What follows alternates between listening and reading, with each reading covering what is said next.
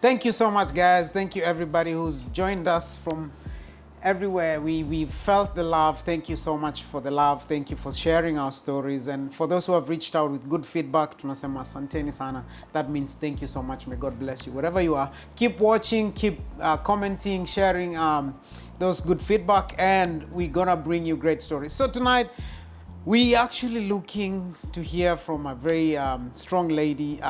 She's been through some very good stories. We've already catched up before, before we started this evening, and she's told me, and I can tell tonight is gonna be a great night.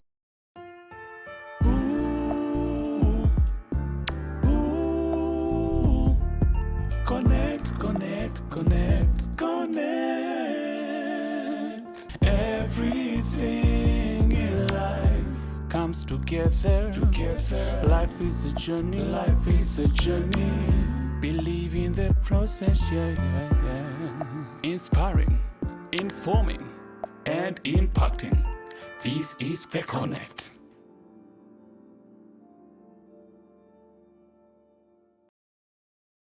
Tonight we're joined by Terry. Terry, karibu sana. Thank you so much. So before we even go anywhere, Terry, who's Terry to start with? First of all, before we even talk about who Terry is, Yes. welcome and thank you so much. Asante sana, Terry. Yeah, for coming here and feel at home. Yeah. And yeah, back to the question. So Terry is me. Yeah. Okay, yeah, I know, obviously. Obviously. And my name is Terry Ndegwa. Yeah. And I'm the firstborn in a wow. family of 5. We're just 5 girls. I'm also the firstborn, so I understand that lingo. Yeah, 5 girls. We don't have a brother. Okay. Yeah. 5 girls. Yeah. In one home. Yeah. Wow. Okay. One mother, one father. Yeah. Wow. And I'm the firstborn, as I told you. So yeah, and I just turned 27 last month. Yeah. Oh wow. Yeah. Yeah. Terry, the firstborn, man. Firstborns are great people. Anyway, I don't want to start a war, but yeah, I'll leave it at that. So how did you even learn about Australia in the first place? So first and foremost, I didn't know about Australia when I was growing up. Yeah. But I was thinking of going to Canada. Oh wow. So my dad's sister, my aunt, Yeah. went there when I was in class 4. Oh wow. Yeah. Okay. And she was the first family member Yeah. to go abroad, which was Canada. So you Okay. can imagine everyone in the family wanted to go to Canada. Yeah. Yeah. Come safara like this. Yeah, everyone, where do you want to go after your A levels? Yeah. Canada. Oh, wow. And so for me, Canada was the only option. Yeah. And my dad's telling me about pass your A levels, Yes. so that you can go and study and live in Canada just like your auntie. Yeah. And we saw how she was doing. She was doing really well. Oh, wow. And we admired everything. When she come home, she used to bring all these presents. She used to smell nice. She used to look good. So we all wanted to go to Canada. Smelling money. Yeah, smelling money. Oh wow! So it really painted a picture for you. So Yeah. So for you, the picture was after your A level, straight to Canada. Yes. And then what happened? Did you end up in Canada? Actually, no. Definitely. I ended up in Australia, a country I didn't know about when I was growing up. Yeah. Until when my cousin, when I was in year 12. Year 12, yeah. Yeah. Or year 10, maybe. Year 10. Yeah, that's Form 2, right? Form 2. That's year 10, Form yeah. 2, yeah. Came to know about Australia and actually came here. Oh, So somehow I started diverting my mind to Australia, even though okay. I had just known about it. Yeah. I just thought, okay, let me try Australia. Wow. And that is when I started the journey. Wow. Yes. And then it has been a journey. It has been a journey, trust me. Wow, tonight we're gonna hear about that journey, so don't go anywhere. So, how did you have any expectations? Oh, going to be rich. Shmani. Pula. Uh-huh. Yes. What else was in your mind? And, I was coming to study, yes. Yeah. And first of all, I came through an agency Yeah. in Westlands in Kenya. Yeah. And when I was going through the process, Yeah. the agents the agent who helped me go through everything, the application and everything, was telling me about how Australia is. It's a good country, warm people, friendly, and you know, and I don't know. I just fell in love with it, and now I just wanted to go. Yes. Yes. I have to pack my bags and go. Wow, Yes. people, the journey is just starting. People, the journey is just starting. Yes. Wow. So that's a big picture, you know. The picture has been painted.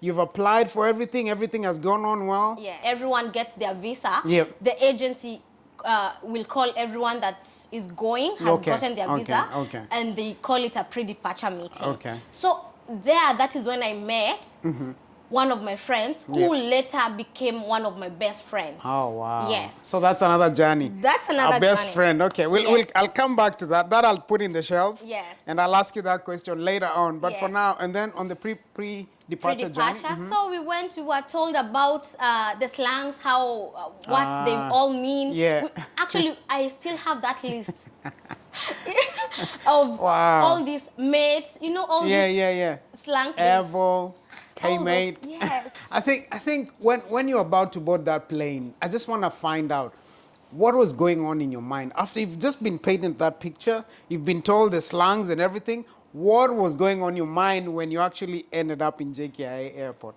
JKIA? Yeah. Do you know, I missed flights 2 times.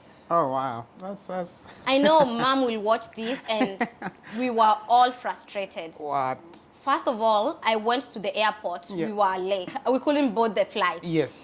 So what happened, we were told that the next flight, which was Emirates, was going in the morning. Yep. So when we went there, we found out that it already left, or? I don't know what happened, but there was so much confusion. Ah, wow. Yeah. Yeah. And in the airport, my mom started praying. Any obstacle, anything. So that is when we bind you. We paralyze it in the name of Jesus.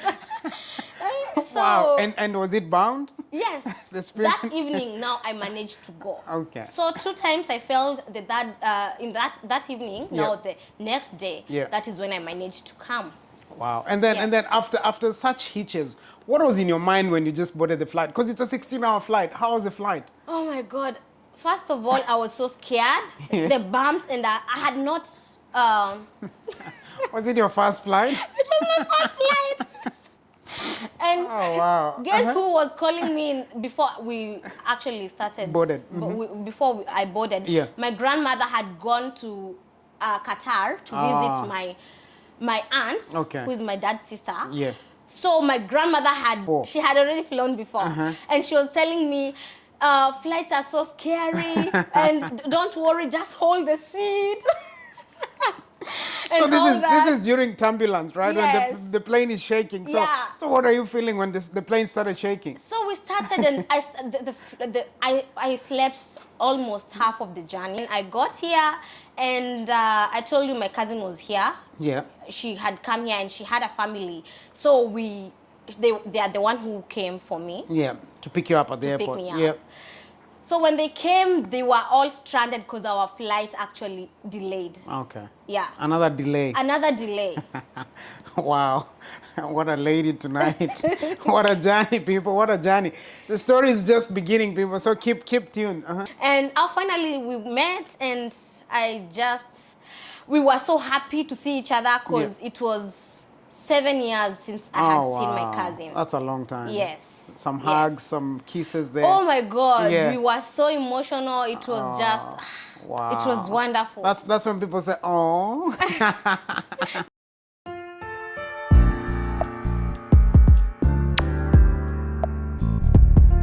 Now you've come from a different country, from a different culture, and then now you've landed, you've met your cousins. At least there was someone you knew, which is a good point. Some people don't even know anyone. But now you're attending class for the first time. So we're just going to talk about studies just a little bit. How was that? How was getting in a class with different cultures, different races, different backgrounds? How was that for you in the first place?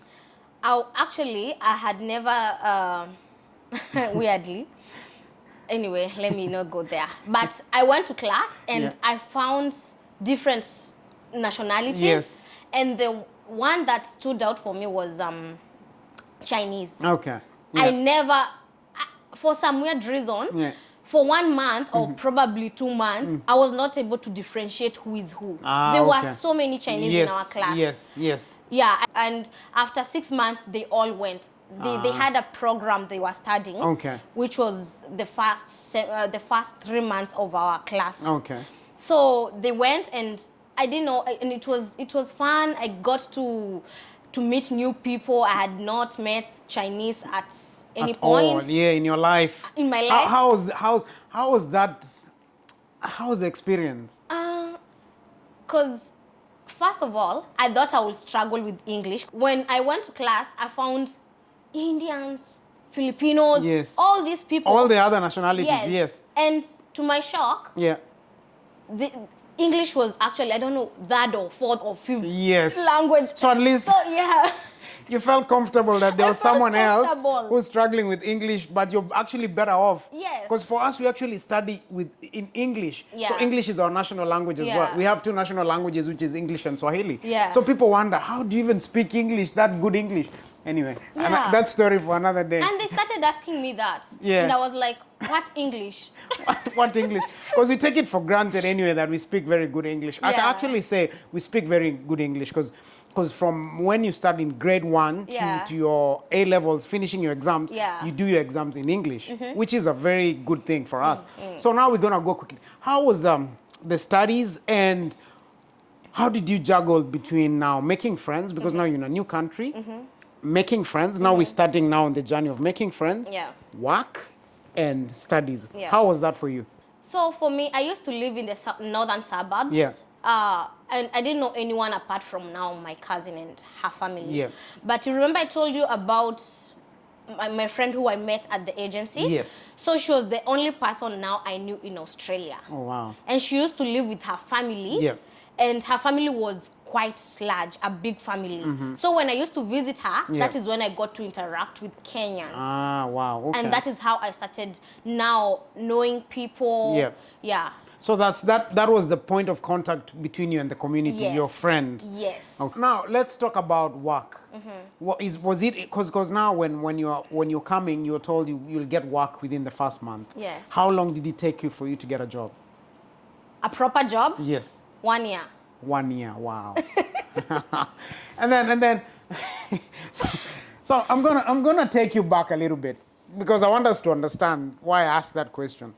So what expectations did you have when you live in Kenya when you're coming to Australia? Any expectations you had? Yes. I thought I'll straight away get a job. Okay, that is one. I didn't know what was in my mind, but I think I thought the moment I land at Tula Marine, someone will be there with dollars giving me money. Welcome to Australia, the land of milk and honey. Expectations is a very big thing because sometimes people think you just, after you land and get off the plane, you'll get people just dishing out money, or the cars are plated in gold, or the streets or everything. Anyway, that story for another day. We're not gonna go there. So here you come with your expectations, right? To get a job within the first month. Maybe get some money, you know, keep going, pocket money and all that. How did you feel when you didn't get a job in the first 1 month?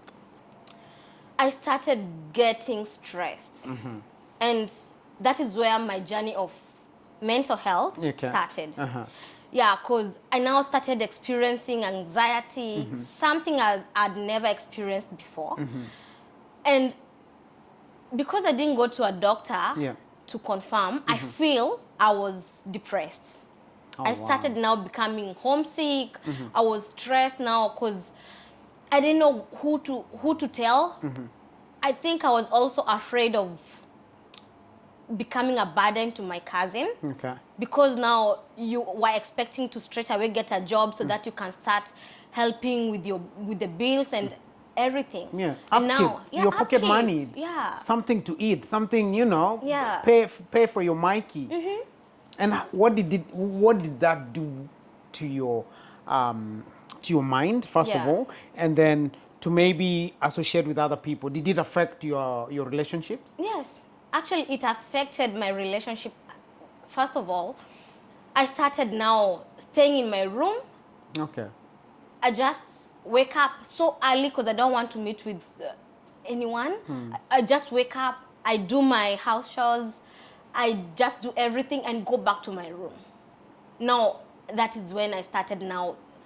So withdrawal, you started withdrawing from people. Yes. And then keeping to yourself all the time. Yes. And what was going in your mind at that time? I just want to go back home. So that was the whole psyche in your mind. I want to go back home. Yes. How did you get yourself out of that psyche? First of all, I couldn't go back home because, you know, coming here, parents spend a lot of money. Yes. So that, it was an option to me, but I couldn't do it anyway. Yeah. That was out of the question. Yes.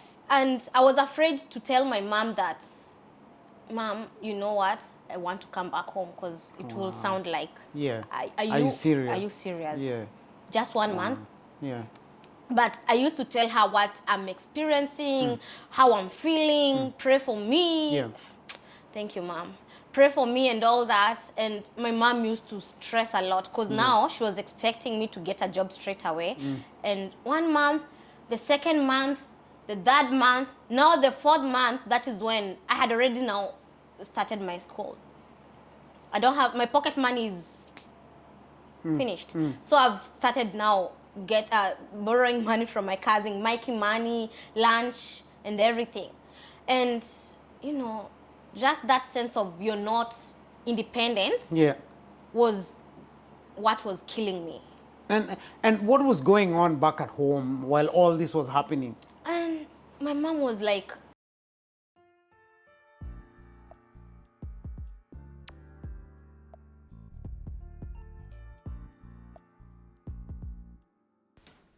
Hi everybody and welcome to yet another great episode of Wise Up. Today we're going to talk about a very sensitive topic which affects most people.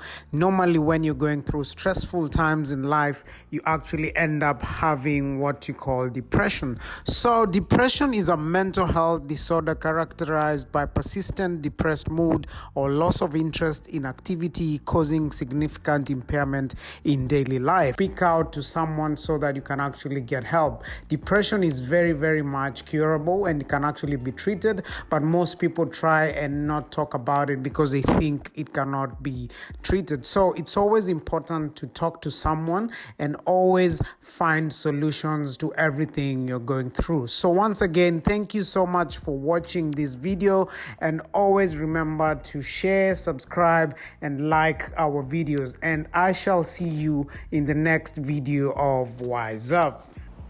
So that country, there are no jobs. So what happens? Because there are people working. Where do they get jobs? And I was telling her, I've not yet gotten the opportunity to interact with Kenyans and everyone, but when I get, I'll definitely know where the jobs are or how to get them. And so by the time I was getting my first job, which was after the 4th month, I can't really call it a job because it was like paying my Mikey. I got a job at the shopping center just outside South Morang. It was a laundry and a bakery shop. So when I got the bakery shop, that I was so hardworking, and the guys there, the owners, actually liked me, and then there was a laundry next to them, and the owner of the laundry was looking for someone. So they asked me if I can work for the laundry too at night after I finish my day shift there.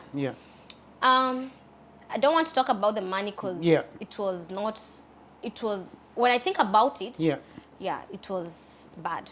So just to understand, Yeah. how was did you get someone to talk to now? Because now this is 4 months in. You're only talking to your mom. Was there no anyone else you could have actually spoken to or talked to? And sort of ease your burden of, sharing or just talking out something eases out the pressure. Was there no one found that you could talk to? You remember I told you about my friend Grace? So Grace, the one who I met at the pre-departure, was the only person I was probably telling my problems. How I'm feeling, everything. And she had gotten a job. And she told me that I can also apply jobs at their place. She had done a course. When you come here, most people straight away do this short courses that will enable them to find jobs. Yeah, to be job ready. Yeah, job ready, but I didn't get the opportunity. Yeah, and I didn't do it. And so she was asking me if I can come and she will talk to her manager. Unfortunately, her manager was not able to pick anyone who doesn't have a certificate, so I was not able to start to be employed there. And so that I continued working at my laundry and bakery shop. Yeah, so I can say kidogo I was able to pay for my Mikey and some small upkeep. Cause And then with your studies, how was that progressing, and was there support coming from home? So during that time, that is when my mom got an accident. Oh wow. Yeah, and so she was not able to send any support to me. And now I didn't want to even tell her what is going on, because now the accident was bad, so she was now struggling with her own issues. I didn't want. At that point, I was feeling I'm supposed to be working, I'm supposed to be helping. But unfortunately, that was not the case. And so I can say, I don't know, the two jobs were somehow helping me. And so. What toll did that put on you, just knowing that mom has gone over and she has an accident? You're here, you cannot even see her, you cannot support her. What did that do to you? It got worse. Want to talk about that journey a little bit? I used to cry every single day. And my crying was like, I would cry to sleep.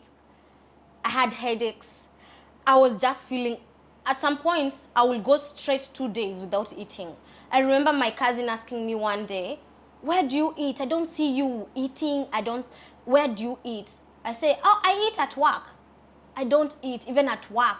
I started becoming so tiny, like, I don't know. Everything changed, even my appearance, the way I came from Kenya, and around that time, I was totally two different people. I was stressed out, and my studies were affected completely. And I remember the next semester now, already a new semester had started. I'm supposed to pay my school fees, and my mom can't be able to send me funds because of the accident and everything that has happened. And at that point, we are all struggling. And so I didn't even think about I can go to the student services and tell them what was happening, get probably a student counselor, because that is the protocol. So you didn't really know that part. I didn't even have that. I knew, yes, but so much was happening. I didn't even think about going to tell someone my problems, or I don't know. Did you think like someone would not understand and help? Yeah, I thought probably you're expected to come here, study, pay your school fees. Who are you telling you can't be able now to pay your school fees? Who are you telling your mom got an accident, she can't support you? Who are you telling? No, I had all those things in mind, so I didn't even bother. So what are you gonna tell someone tonight who's got a very big challenge and thinks that they cannot get help? I'll tell them that seek help. Seek help. Every school in Australia has a student services, and usually the student services will direct you to the counselor. And all the student counselors are so helpful, because later I got to interact and seek help from them, so I know. They are so helpful and they are professionals. And there's a privacy and confidentiality policy and procedures. So you don't have to worry. They are going to take care of all that. Wow. I hope that gets someone out of maybe a fix or a problem that you have, because it's good to speak out and get help, because a problem shared is a problem half solved.